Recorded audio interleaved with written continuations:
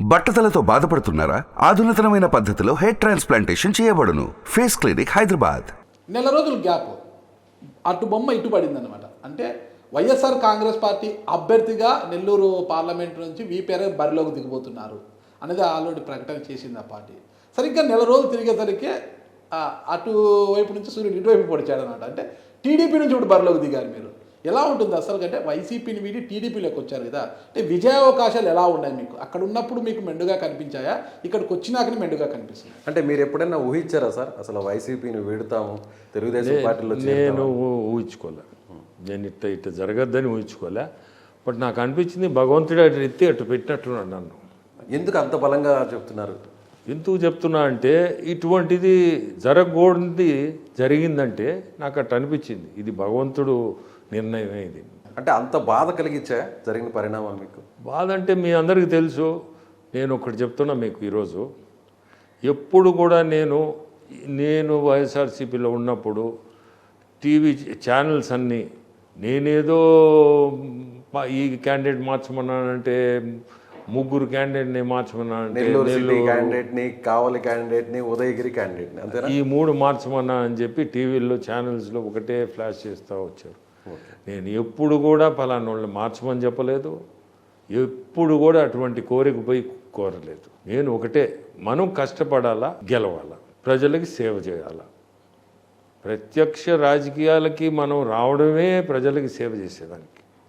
So దానికిగా నేను మనకి candidate మార్చకపోయినా నేను ఎప్పుడు అటువంటి కోరికలు లేవు కాబట్టి అది తప్పుడు ప్రచారం. ఓకే, అయితే రాజశేఖర రెడ్డి గారి హయాం నుంచి మీకు రాజకీయాలకు సంబంధం ఉంది. రాజశేఖర రెడ్డి గారు చాలా సన్నిహితంగా ఉన్నారు. ఆ తర్వాత ఆయన తనయుడు జగన్మోహన్ రెడ్డి గారితో ట్రావెల్ అయ్యారు కదా. ట్రావెల్ అయ్యి క్యాండిడేట్గా కూడా అనౌన్స్ అయిన తర్వాత ఏ అంటే అంశాలు, ఏ పరిణామాలు మిమ్మల్ని బాధించాయి? ఎందువల్ల మీరు అటువైపు నుంచి ఇటువైపుకి వచ్చారు? అసలుకి ఏ కారణం చేత అంటారు? అంటే నేను ఇప్పుడే చెప్పాను కదా, నేను ఏ క్యాండిడేట్ని మార్చమని కానీ ఏది అడగలేదు. నెల్లూరు సిటీ క్యాండిడేట్ని మార్చారు, అది పార్టీకి అవసరం వచ్చి మార్చారు. నేను మార్చమని చెప్తే కాదు, పార్టీకి అవసరం వచ్చింది. బీసీ క్యాండిడేట్ని నర్సరావుపేటలో పెట్టాలని, బీసీని పెట్టాలనే ఉద్దేశంతో ఇక్కడి నుంచి నెల్లూరు క్యాండిడేట్ని తీసుకుపోయి నర్సరావుపేట వేశారు. ఆ తర్వాత ఏం చేశారంటే మైనారిటీస్కి ఇవ్వాలని డిసైడ్ చేసుకున్నారు. Okay, good, very good decision. Party has taken a decision. నా స్టాండ్ కూడా నేను వాళ్ళు ఏది చెప్తే మనం పోయేదానికి నేను సిద్ధమే. ఎందుకంటే నేనేం ఎప్పుడు ఇంటర్ఫియర్ కాను వీటిల్లో. ఆ సిచ్యువేషన్లో ఒక మైనారిటీని తీసుకుపోయి టికెట్ ఇప్పించాలని సిట్టింగ్ ఎమ్మెల్యే తీసుకుపోయినప్పుడు అనిల్ కుమార్ యాదవ్ తీసుకుపోయి ఆ క్యాండిడేట్ని ఎమ్మెల్యేగా ఇతన్ని ప్రపోజ్ చేశాడు. నాకు అది తెలిసిన తర్వాత, ఎందుకంటే నేను I'm contesting candidate, MP. So నేనేం చేశానంటే అక్కడికి ఇమీడియట్గా నాకు తెలియగానే ఇట్లా ఏదో తీసుకుపోతున్నా అని నేను అక్కడున్న కన్సర్న్ పర్సన్, ఆయన పేరు ఎందుకు, ఆయనకి ఫోన్ చేసి ఇమీడియట్గా ఇది ఆపండి సార్, రేపు నేను అప్పుడు ఢిల్లీలో ఉన్నా, పార్లమెంట్ నడుస్తుంది, సమావేశాల్లో ఉన్నారు. సో నేను రిక్వెస్ట్ చేశాను, రేపు వస్తాను సార్, కొంచెం దీన్ని ఆపండి, ఇటు వస్తున్నారు తీసుకొని మీరు కొంచెం నేను చూసుకుంటా లేనా అని చెప్పారు. చూస్తే within 15 minutes candidate was decide అయిందని మళ్ళీ నాకు మెసేజ్ వచ్చింది అక్కడి నుంచి. సార్ మీరు ఏమనుకోకుంటే ఆ వ్యక్తులు ఎవరో కూడా, నాయకులు ఎవరో పేర్లు చెప్పగలరు? నేను చెప్తా అది చెప్తా. నాకేమో డిసైడ్ అయిందని చెప్పారు. అప్పుడు తెలియగానే నేను సోకాల్డ్ ఇప్పుడు అక్కడ ఉండే ముఖ్యులందరికీ ఫోన్ చేశా. మీకు పేర్లు చెప్పమన్నా చెప్తాను, నాకేం అందరూ కూడా తెలియాలి. ఆ ముఖ్యులు అప్పుడు రిషి అని I-PAC team, okay, then Sajjala Ramakrishna Reddy మీ అందరికీ తెలుసు, దెన్ మిథున్ రెడ్డి ఎవరో మీకు తెలుసు, చెవిరెడ్డి ఎవరో మీకు తెలుసు, ఇంకా కూడా వేరే అవినాష్ అని, ట్రంప్ అవినాష్ అతనికే చేశాను. చేసి మీరు మైనారిటీస్కే డిసైడ్ చేసుకున్నారు, మైనారిటీస్ డిసైడ్ చేసుకున్నాం అన్నారు. ఇవ్వండి మైనారిటీస్కే, రేపు వస్తా నేను. క్యాండిడేట్ని మనం ఒకసారి మాట్లాడి సార్తో నేను మాట్లాడిన తర్వాత అనౌన్స్ చేయండి అని చెప్పాను, రిక్వెస్ట్ చేశాను అందరికీ. నేను చెప్పే సోకాల్డ్ వీళ్ళందరికీ ఫోన్లు చేసి, అంటే జగన్ గారిది మీరు కలిసిన తర్వాత అప్పుడు అనౌన్స్ చేయండి అని చెప్పారు.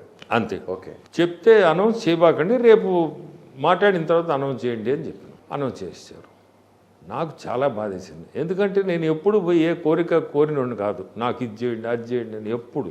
నేను కంటెస్ట్ చేసేదానికే యాక్చువల్గా నాకేం పెద్ద ఇంట్రెస్ట్ లేదు అప్పుడు. లేకపోయినా ఆయన మీద ఉండే గౌరవంతో ఆయన నువ్వు కంటెస్ట్ చేయాలన్నా అంటే సరే యాక్సెప్ట్ చేసి వచ్చినోడిని, అంటే సర్వేలన్నీ మీకు అనుకూలంగా వచ్చాయి కాబట్టి యాక్సెప్ట్ చేసి వచ్చాను. అటువంటప్పుడు కనీసం నేను అడిగింది ఏముంది, నేను నాట్ అగేన్స్ట్ ద మైనారిటీ.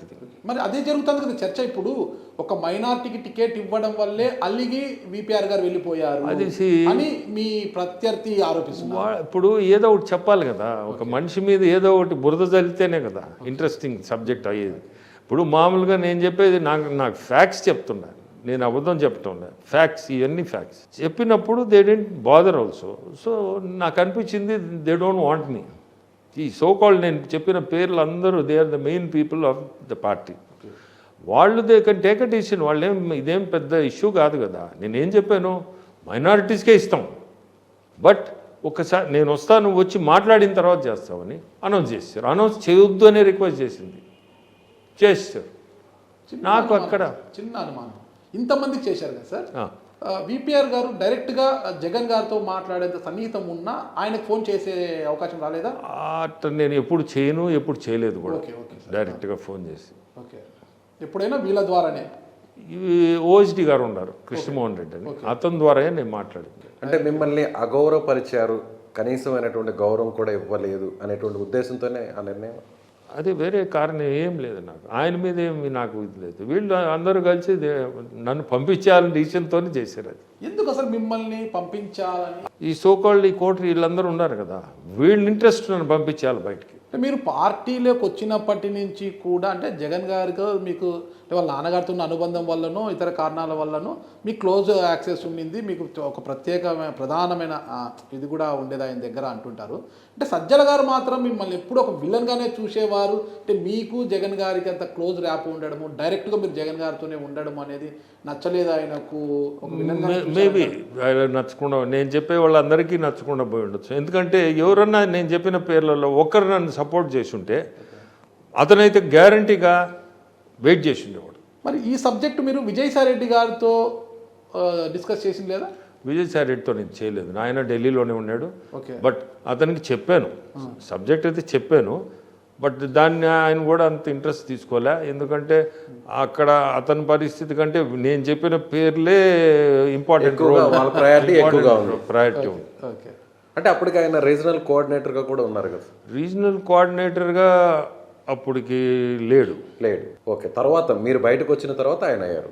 అప్పుడు ఆయనే ఉన్నాడు అప్పుడు ఉన్నాడు రీజనల్ కోఆర్డినేటర్ అతనే, బట్ ఢిల్లీలో ఉన్నాడు అతను. నేను చెప్పిన పేర్లు అందరూ విజయవాడలో ఉన్నారు. సో నేను వాళ్ళకి ఇది చేసిన ఫోన్. అంటే వాళ్ళు కన్వే చేయలేదు, అధినాయకుడికి కన్వే చేయలేదు, చెప్పిన అంశం కన్వే చేయకపోవడంతో అది జరిగిపోయింది. మీకు ఆత్మాభిమానం దెబ్బతిన్నదట, మీ ఆత్మాభిమానం దెబ్బతింది అంతే కదా. ఎందుకంటే ఇంత పార్టీలో నేను చాలా కష్టపడి ఉండా, వీళ్ళందరూ వెన్నుపోటు పొడిచానంటే ఏదో మాట్లాడుతూ ఉండరు. నాకు తెలుసు నేనేం చేశాను, భగవంతుడికి తెలుసు నేనేం చేశాను. ఈ వెన్నుపోటు పదానికే మీనింగ్ లేదు, కానీ మాట్లాడి ఎవరిని ఆపలేరు కదా.